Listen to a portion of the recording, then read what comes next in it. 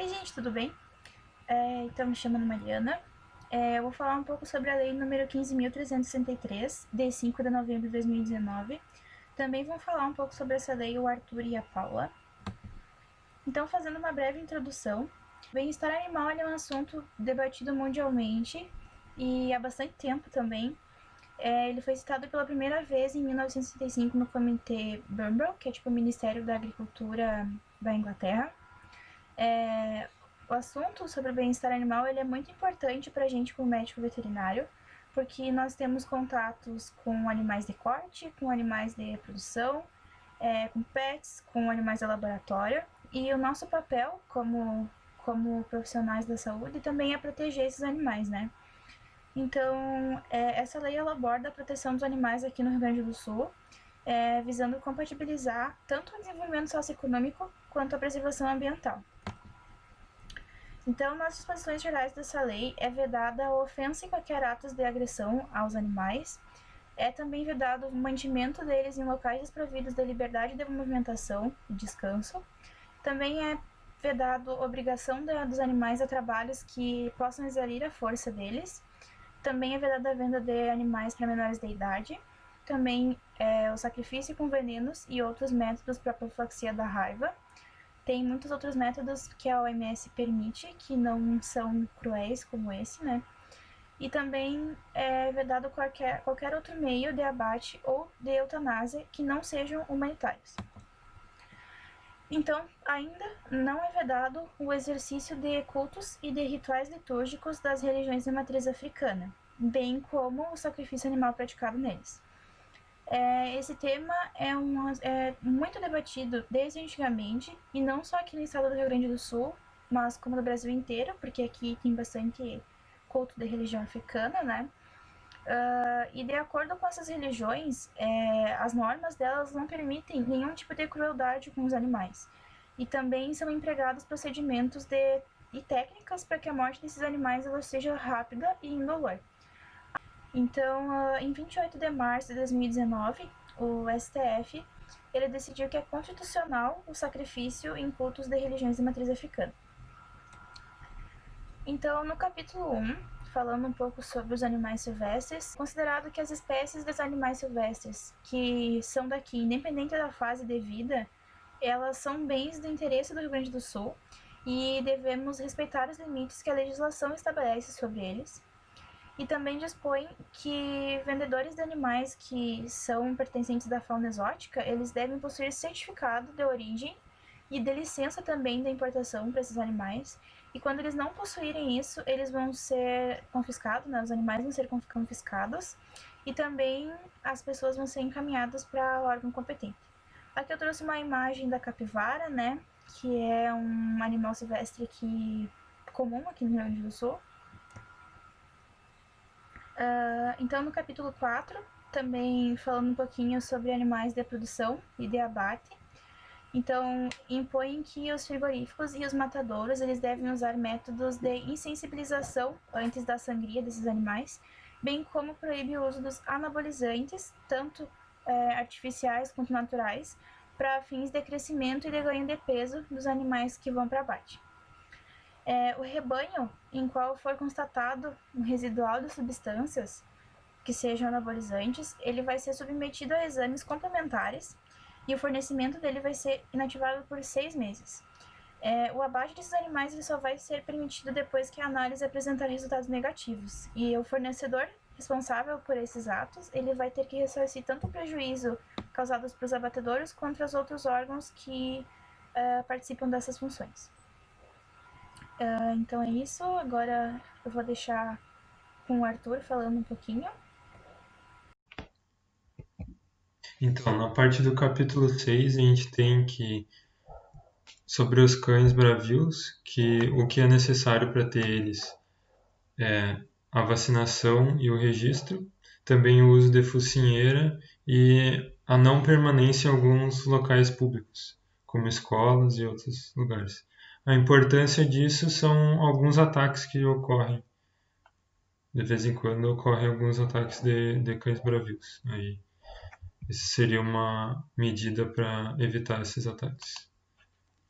O capítulo 7 diz respeito à manutenção de animais selvagens e exóticos de alta periculosidade. E para poder ter animais exóticos de alta periculosidade é necessário uma autorização do órgão FEPAM no estado para poder ter esses animais. E a criação deles é mais por zoológicos e por institutos de pesquisa. O capítulo 8 diz respeito dos animais símbolos do Rio Grande do Sul, que são o cavalo crioulo, o quero-quero e o gado frigueiro. E a importância é para dar destaque a esses animais, como, por exemplo, o gado frigueiro tem poucos animais dessa raça ainda no estado. Então, para dar destaque a essa raça e eles continuarem tendo essa importância aí no Rio Grande do Sul. O capítulo 9 diz respeito às normas para transporte intermunicipal de animais de pequeno porte, que destaca como os animais têm que ter menos de 8 quilos, pode ser levado 2 animais por viagem e pode ser cobrado uma taxa adicional.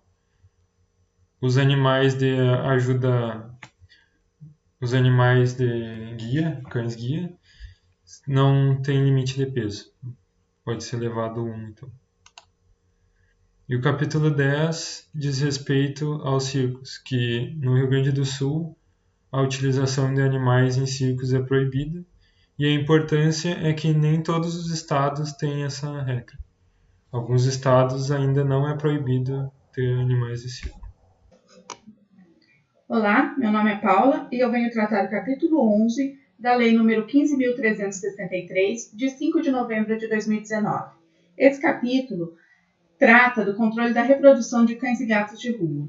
Desde 2009, no estado do Rio Grande do Sul, é proibida a eutanásia como um modo de controle populacional desses animais. Essa lei vem endossar essa proibição e traz também diretrizes para o uso da castração e esterilização desses animais como método de controle populacional.